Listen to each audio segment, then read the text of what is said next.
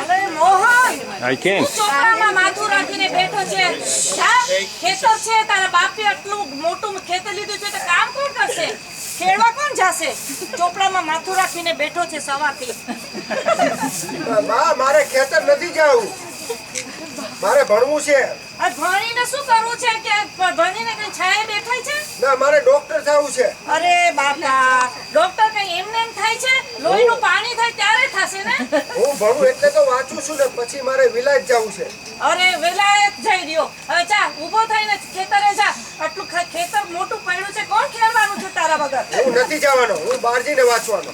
આ છોકરું કોઈનું માનવાનું જ નથી. આ જો ધોળા વાળા આવી ગયા, મોઢામાં બસ્ત્રીસી આવી ગઈ ને હજી મારે આ બધું સાંભળવાનું. તારું ચોપડામાં માથું રાખીને બેઠો હોય છે.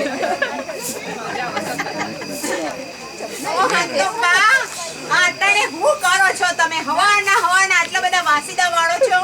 હેડો લો, જરા વિહામો કરો. બેહો થાકી છું. વિહામો કરો. ચાલો ભજો સૂંઘે. હાલો ભાઈ, આપણે બધી બેહીને ભજન કરીએ. હાલો ભાઈ, હાલો બેહો બધી બેહો. હાલો આ છીકડી લ્યો. આ છીકડી લ્યો.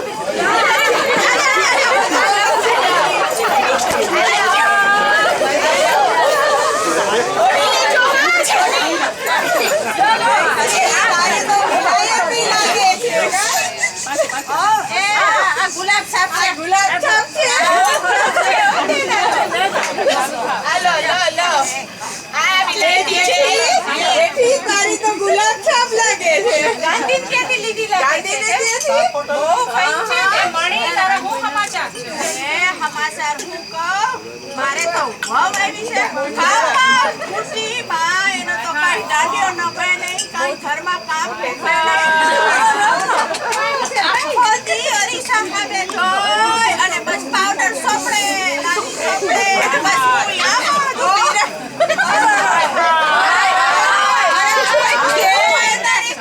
મારે તો કોઈ ખબર ને ખબર રહી ગયા છે. એ બાઈ, ઓલું સાંભળ્યું? ઓલા બાજુમાં ઓલા રામજીભાઈ નો દીકરો રોંગલો, એની વહુ તો એવી નીકળી કે બે ધાન રાંધા ખાવા ના દે કોઈને.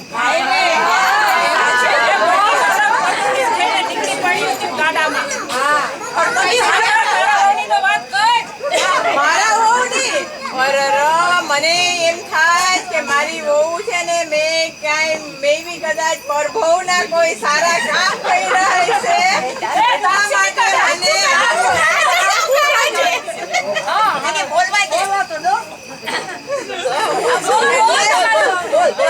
ત્રણેય વહુ બહુ જ કામઢિયું છે. હવારથી વયું જાય તે હાંજના ઘરે આવે.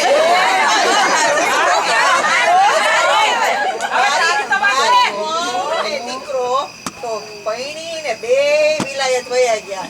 મારે ન જોવું ને ન દાજવું.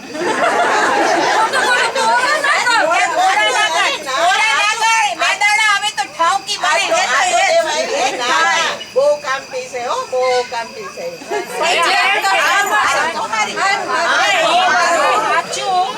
તમારે બોનાના ક્યારે કરવા છે લગન?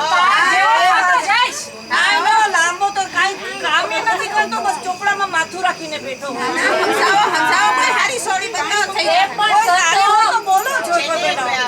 અમારે ત્યાં એક છે જે આપણે એનું નક્કી કરવાનું છે. જો તમે કહેતા હો તો પછી આપણે એ લોકોને સાથ દઈએ અને બોલાવીએ. આપણે ઓલું ભાયાવદર છે ને, ત્યાં ખીજડા શેરીમાં વિઠ્ઠલ બાપા રીએ, એની હાથ દીકરી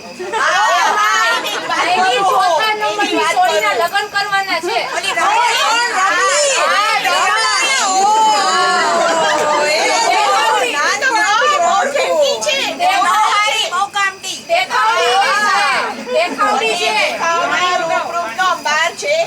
લાબુ પાણી લાયા બેટા. લાબુ પાણી આવું છું, લઈ આવું છું બા.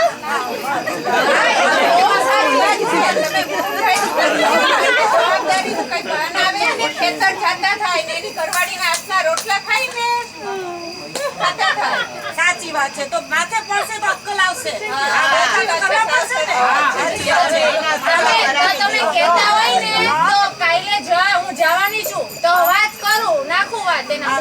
ભાઈ નાખો ને જો સારી એ બહુ સારું કહેવાય. પરદેશની છોકરી છે ને, તો ઈ કામ સારું કરશે, પગ ઢાંકીને કામ કરશે. ગામડાની લઈ આવશું ને તો ઓટલે બેઠી બેઠી ચૌકા કરશે ને બધાની ચોવટ મળશે. સાચી વાત છે. તમે લોકો કાંઈ બી નક્કી કરો ને એ પહેલા કરશન બાપાની પૂછી જોજો.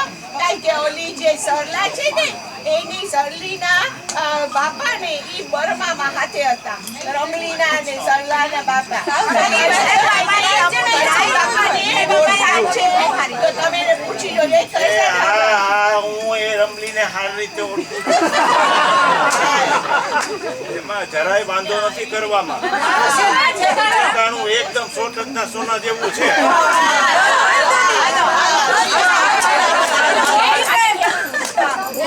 તો હવે જાહું, મારે તો ઓલી આ ખાવા ખૂટી ખાઈ નહીં, ઘરે જઈને રોટલા કરવા પડશે.